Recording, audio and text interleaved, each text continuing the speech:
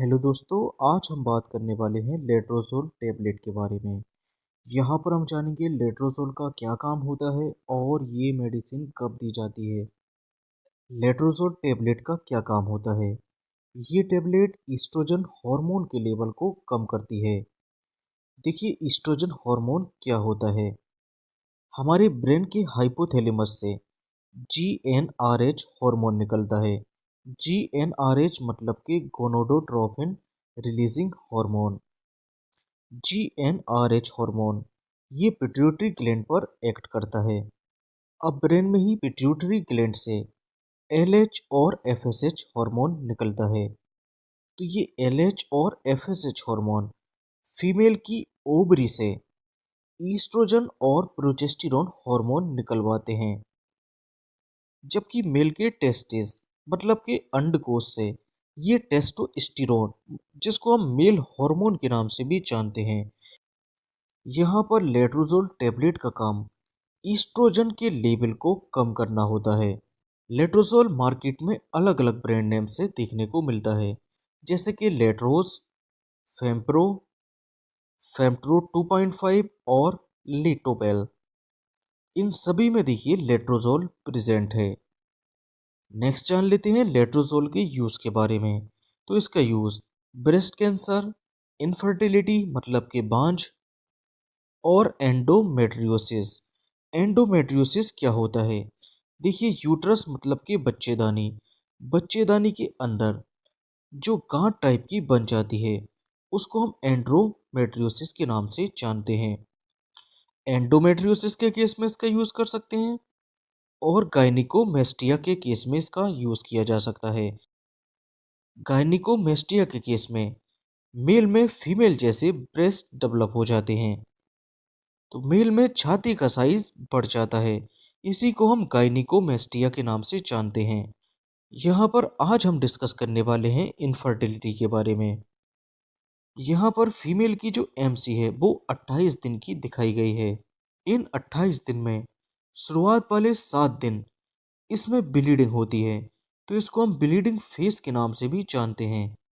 और 28 दिन के मिड में लगभग देखिए 14वें दिन अंडा रिलीज होता है। यहाँ पर सुविधा के लिए 12, 13, 14, 15, 16 इन दिनों को ओव्यूलेशन वाला फेज बोल दिया जाता है, क्योंकि लगभग इन दिनों में ही ओवेरी से अंडा रिलीज होता है।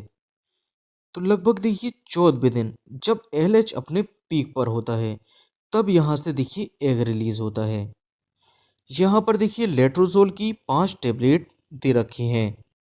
तो इन टैबलेट्स में एक टैबलेट पर डे लेनी होती है और इन टैबलेट्स की जो डोज होती है वो 2.5 मिलीग्राम की भी होती है, 5 मिलीग्राम की भी होती है और 7.5 मिलीग्राम की भी होती है। तो इस डोज की कोई एक टैबलेट पेशेंट की नीड के अकॉर्डिंग पेशेंट को प्रेस्क्राइब की जा सकती है।